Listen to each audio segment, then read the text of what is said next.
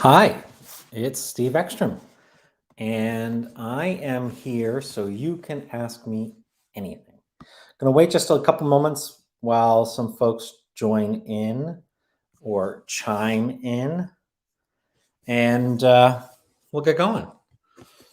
So, first and foremost, because some of you are going to ask, Rudy is sitting right here beside me. He's laid on the couch. He just went out, got a chance to do his business. And yeah, that's Rudy. I have now spent, hi, Shannon. I have now spent almost 2 months traveling nonstop. Um, got a great question that already came in from John. Why did I choose that van model? Ironically, my neighbor had bought it about a year and change before and kept it in his driveway, having never used it. So one day I approached him about renting the van to perhaps take a little bit of a road trip before I did some island hopping. And one thing led to another in the conversation, and I was able to actually buy it from him without the hassle of having to pick and choose from dozens and dozens of models at any of the dealerships. Now, hi, Jerry. One of the things I particularly like about this van, and the van is called a Thor Sequence Model 20L. If anybody wants to Google it, you can look it up. One of the things that I really like about it, it's 21 feet long. So what that means is that I can park it in most standard parking spots, filling it up right to the lines. So it's small enough to navigate around difficult places or to go to a meeting if I need to. Hey, Eric, nice to see you. But it's also big enough that inside, and I will do a tour at some point, inside it has 2 twin beds. It has a kitchenette with 2-burner gas stove, sink, refrigerator, freezer, convection, microwave oven. It has a bathroom with what you might expect: a toilet, sink, shower, wardrobe, and quite a bit of storage, actually. Even though I am still getting rid of stuff as time goes on, I find there's something every week or so that I just don't need. So that is how I ended up choosing the van. It was really quite accidental, and it worked out. So for those of you who are joining and who are watching and who want to ask questions, feel free to go ahead and post in the comments. I can see them, I can read them, and I can respond to you. One of the questions that I've gotten so far is, why did I decide to sell the house and travel? And it's a pretty good question, pretty simple answer, actually. So the value of my home had gone up considerably. The equity in the house looked like it would be a lot more exciting, entertaining in my pocket than it would be in the walls of the house. That was the initial thought on selling the house. The first question people typically ask is, what are you going to do next once you decide to sell? And there's nowhere that I love or simply have to be enough that I would move there. So I figured I would do some island hopping, go stay somewhere exotic for a year, maybe. With the holidays quickly approaching, that turned into maybe a road trip so I wouldn't be far from family during the holidays. And then I got the RV. So, question from Jerry: how much of an adjustment has this been? Let's see. I'll start with one of the good things that's been an adjustment. Before, I lived alone, I still do, with a dog, and worked from home. That's nice and that's great, but there's not a lot of social interaction. And one of the things that I've pointed out to people is that in the last 2 months, I have seen more friends and people that I've known for 15, 20 years than I probably saw in the last year and a half or 2 years. So being more social, being out more has been an adjustment, and a good one. Um, Adjusting to 84 square feet of living space. That has been kind of like playing Jenga, and entertaining in a way, in that I'm still figuring out how to use the space most effectively. Um, I think the dog is having a more uh, interesting adjustment than I am. He's been a dog with a backyard where he can go free and he can roam, and he now is on a leash and in cities and in city parks and in walking on sidewalks. So taking elevators, I had to teach him how to take an elevator. So it's been a real adjustment, I think, for him. Another thing that I pointed out, and I'm sitting now, house sitting in Sarasota, Florida for the holidays. And while I worked this morning for about 2 hours, I didn't see the dog. He was he was somewhere else in the house, relaxing, taking a nap, just hanging out. Um, in an 84 square foot space, I am always around and he can't quite get away. So that, I think, has been a little bit of an adjustment for him. But as you can see, and I can show you in just a second. Well, I'll show you now. He is right there with me at my side. So I don't think hanging out with me has proven to be too painful for him thus far. The other adjustment is one that stems from a change I made years and years ago. When I started working for myself, I had a studio apartment. And one of the first things I learned in a studio apartment was I needed to be able to separate my work from my living space.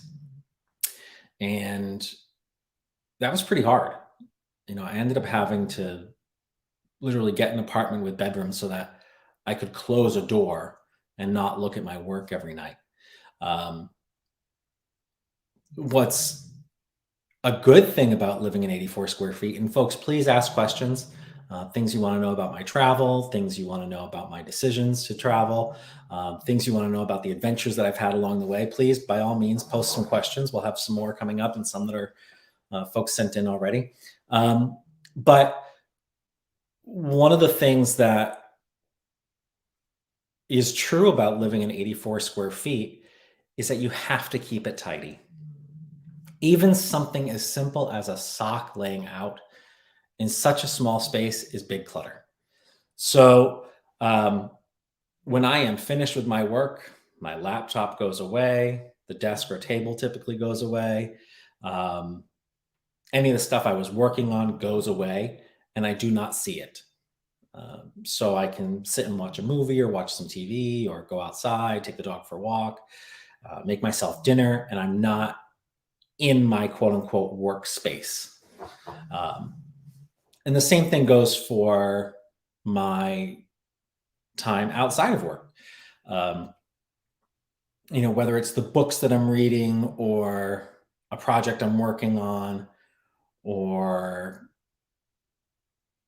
watching a TV show, as soon as I am in work mode, those things are put away. They're stashed away in the cabinets. They're stashed away where I do not trip and fall over them constantly. So that has been a bit of an adjustment. Question came in: where have I been so far? So I started my trip in Fort Lauderdale, Florida, which is where the house was, Wilton Manors, where I sold the house. I spent about a week and change at a gay campground in Southern Florida to get myself acquainted with using the RV. It's got a lot of buttons, a lot of knobs, a lot of different systems that all have to work together in order to be comfortable. So I figured that'd be a good place. It was a huge campground, 280 acres or so. And I was one of a handful of campers during the week. So I had plenty of space to try things out. Um, then I went to my mom's house. I picked up my niece and we went camping for a few days near mom's house. Then I went over to mom's for Thanksgiving. Then I stopped just outside of Orlando to visit somebody that many of you might know, Keith Snowd and Dwayne Hildebrand. Visited them for a couple nights. Then to St. Augustine, my first time ever visiting St. Augustine, and had a really interesting, good time there. Got to take the trolley tour, explore the old city, check out some really great restaurants. I got to do the morning rounds with a curator at the St. Augustine, the Alligator Farm and Zoological Park. Got to help feed some of the critters and got to stay out of the way while they were working with some of the other critters. So that was a really, really cool experience. From St. Augustine, I went up to Savannah, Georgia. Again, my first time really exploring the city. Had an awesome time there. Great people, good food, lots to see, lots to do, lots of history, its own unique culture, which is pretty cool. So we did that in Savannah. I was there for about a week. And then this last week, I was in Beaufort, South Carolina. Got to visit a longtime tourism friend in each of these spots. Evelyn Vasquez in St. Augustine, Mindy Shea Frazier in Savannah, and Linda Jeffries in Beaufort.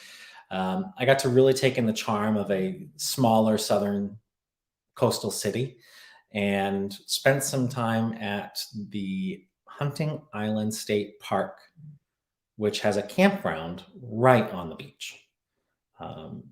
To say that it was 100 yards from the van to the beach would not be an exaggeration. So I actually posted some really pretty pictures from each of those locations that I was able to take or replicate. But the one with the sunrise at Hunting Island is by far the most beautiful photo I've taken in quite a while. Happy holidays to you too, Maria. It's great to see you. By the way, this afternoon, my schedule or my tentative schedule with tour dates through May, early May, is going to be published online. So you will have a chance to see that. Boise, Idaho made the list. So Maria, you will see me at some point. Knock on your door. Surprise. I got a question that came in from Shannon Carter in France. So let's see what Shannon had to say. Hi Steve, it's Shannon. I'm standing in front of the Chateau Cantal inside the 12th century medieval city in Carcassonne, France. It's about a 10-minute hike up the hill from my house, and I thought you might like to see it. They've just started the illuminations program for this evening on the chateau, and it's part of the Magic of Christmas festival, and it's really, really lovely. So anyway, my question to you is, now that you're out on the road, you had a list of places to visit to begin with, but how much longer has that list become, or is it now becoming infinite? Thanks. Bye. Well, that's a darn good question, Shannon. So the way that the list was formed was when I had that moment thinking, there's only a few months before the holidays. I don't necessarily want to leave the country and go stay on an island for a while. So where are some places that I want to visit that I haven't yet visited? And where are the friends that I've met through the tourism industry who for 15, 20 years have been saying, come and visit me? So I started plotting all those out on a map. That map has 115 pins on it as of yesterday morning. I was fortunate in that I had a good 2-3 months to think through whether or not I wanted to sell the house, prepping the house for sale, listing, closing, where I could add a lot of pins to the map and do it that way. Have I added a lot more since? Not particularly. I think with 115, I got most of them covered.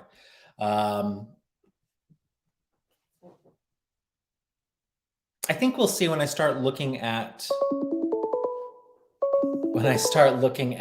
of course, somebody has to call me right now. Who would do that? I'm going to kick somebody's ass. Anyway,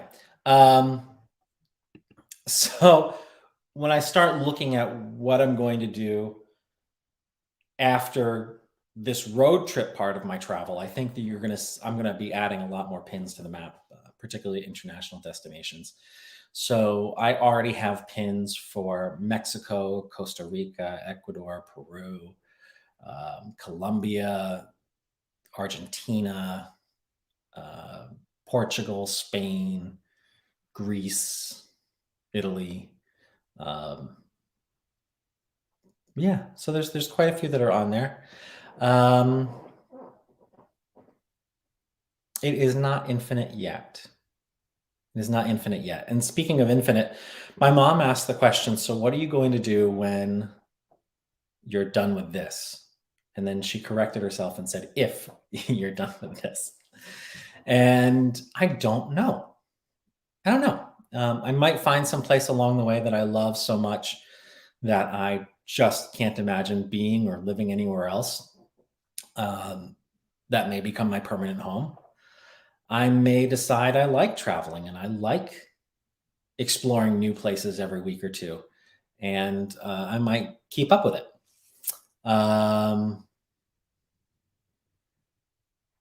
Yeah, I might get sick of it in a couple months and just decide to rent a place somewhere.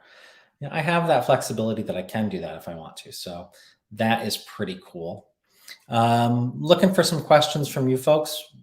What would you like to know about, again, my decision to become a full-time traveler, the process of becoming a full-time traveler, or some of the adventures that I've had since I've been traveling? I mentioned some of the cities that I've been to. Again, this afternoon, my schedule for the next 4.5-5 months is going to be released and available. Some highlights of my schedule for the next few months. I will be leaving Sarasota, Florida, and traveling along the Gulf Coast. Hopefully, spending some time in some destinations along the way into Texas, Louisiana, Alabama, Mississippi. Then the tentative plan right now is to spend about a month, maybe a month and a half, actually traveling through Mexico. There are some really interesting communities that friends have stayed in or visited, and some really beautiful sites that I've seen or read about that I'd like to check out. So that would be about a month and a half. That would also get me through the winter without being freezing cold. I am chasing the sun. And after that, that puts me into roughly March when things start to warm up. As things start to warm up, I will travel into New Mexico, Arizona, California, hopefully take a ride up the Pacific Coast Highway. I have to double check to make sure that the van fits. If not, just go up the Pacific Coast of California, up into Oregon, Washington, go as far as the San Juan Islands, or the northeasternmost points in the continental US, and then bring myself a little further east, make my way over to Yellowstone, and oh, hey, Lane, nice to see you. Give Rudy hugs. I will have to give him hugs, but I don't want to wake him up yet. But into Yellowstone and then zigzagging my way across the central part of the country into next summer. But the schedule hasn't been released yet. What made me decide to do this? I mentioned earlier that, the equity in my house was great. I think and thought that cash in my pocket would be much more effective and much more helpful and much more useful than it sitting in a house that I had to maintain. So that was really just the decision to sell the house. As far as where to go next, there was no obvious answer.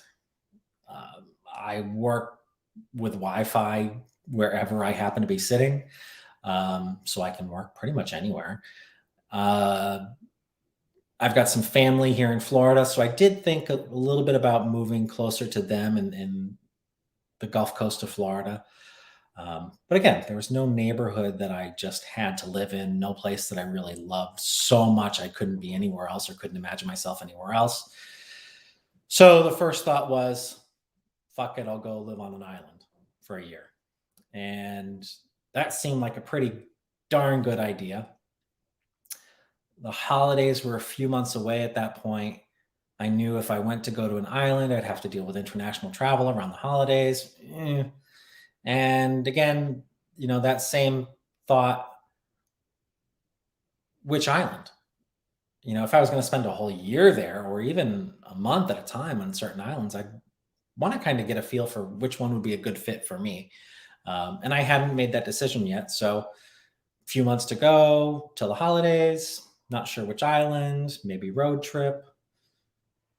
Conveniently, neighbor had an RV that I could buy off of him. And lo and behold, I am traveling. It was kind of one of those, like, why not? Why not? What's holding me back? And there really is nothing holding me back from being able to do this. The isolation I think all of us experienced during COVID,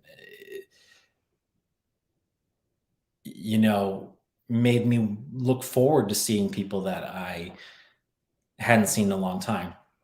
Another thing, Jennifer, that plays into this is that I spent 20 years roughly, and it's hard to imagine that you've known me almost that long. I spent roughly 20 years working in tourism promotion, and I had to travel. I had to travel for work. I no longer have to travel for work. I met great people that I don't know when I'll see them again because I don't have to go to all those trade shows every year. But they're people that have become friends and people that I've come to love and come to know well and know their families and who have been saying for years and years and years, come and visit. So now that I don't have to travel, I finally get to travel. And I get to see people who mean something to me. I get to visit places that are interesting to me and that can stimulate my mind and let me continue learning and thinking while being on the road. Karen says, yes, please. I think that's one of those, I'm not going to give away anybody else's secrets, but yes, please get rid of the house and try something new.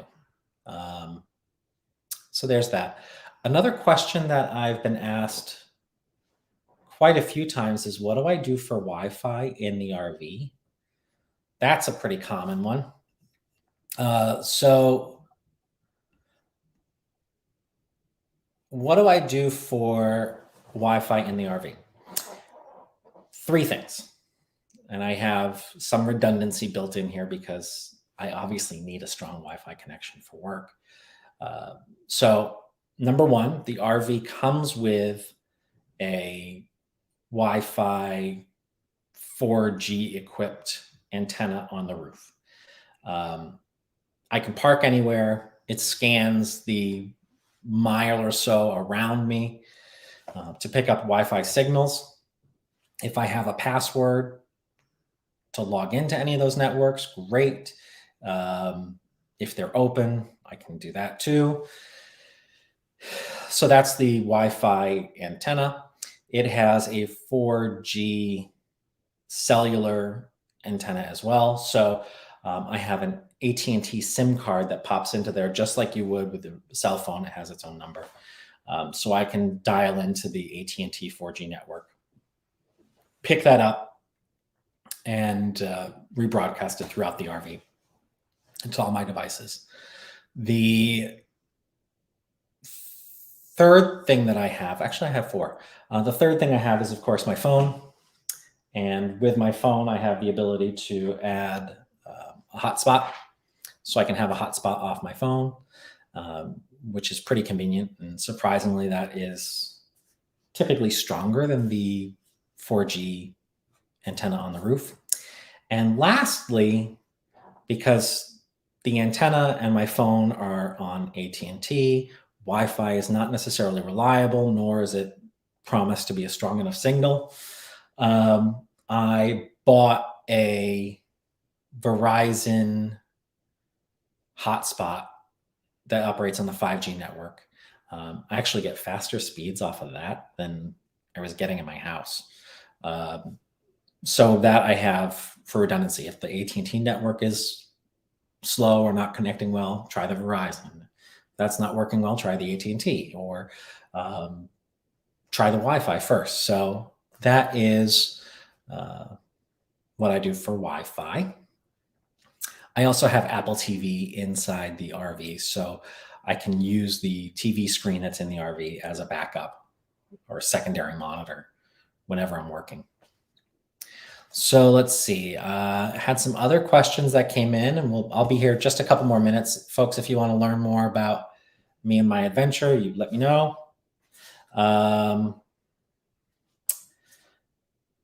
Let's see here.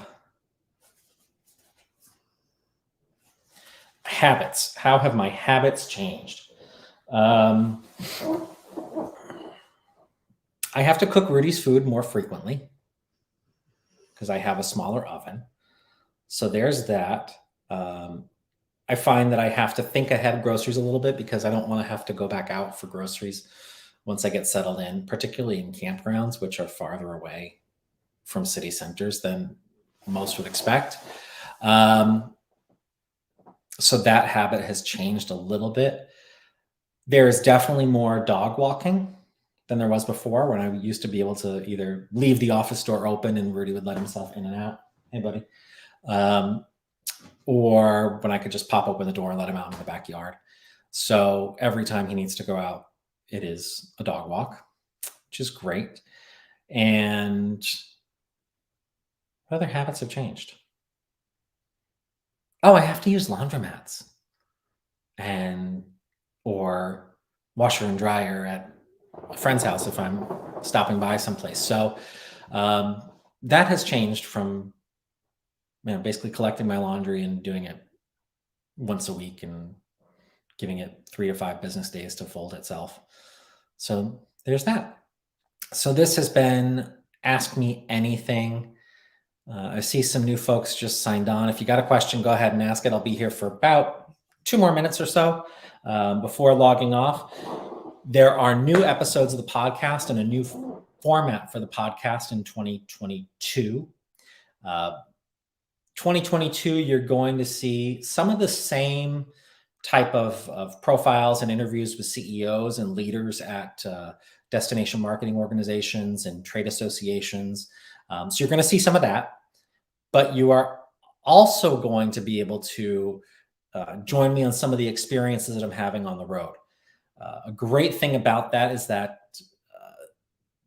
in many of these cases, I know people who are working in these cities and who are working at these in these destinations, and I'm asking them for what ideas and what thoughts they have on things that I can do to experience a city as a local. So some of the things that I've done recently, I mentioned I joined a curator for the morning rounds at a zoological park. I got to meet with a guy who started doing the cemetery tours at Bonaventure Cemetery in Savannah. I got to interview him at his house, and there was a coffin in the living room, which you will see on the podcast. What else? Some weird people that I've met. Not weird, interesting. In Beaufort, South Carolina, I got to spend some time with Anita Prather, or Aunt Pearlie Sue, who is really an icon of the Gullah Geechee community, which has its own culture and its own dialect. that was a really, really cool experience. And I'll share some of that coming up soon too in the podcast. Uh, sunrises at the beach, getting to visit lighthouses. Um, all of these, you're going to see more of those types of experiences, more of those types of unique personalities that I meet along the way. You're going to see more of that in the podcast for 2022. And hopefully some more video footage. Oh, I went to a kazoo factory.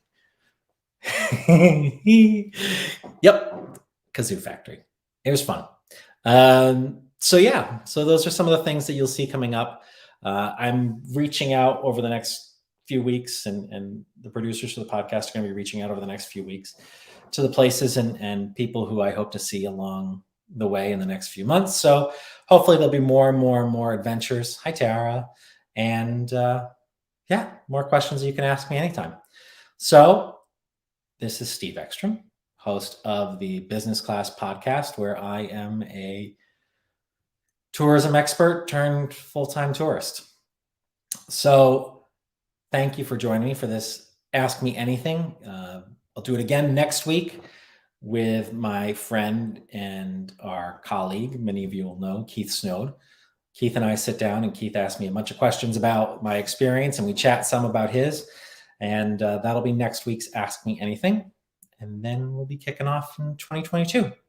So for those of you that stuck around, thanks. For those that joined just for a few minutes, I'm glad you were able to.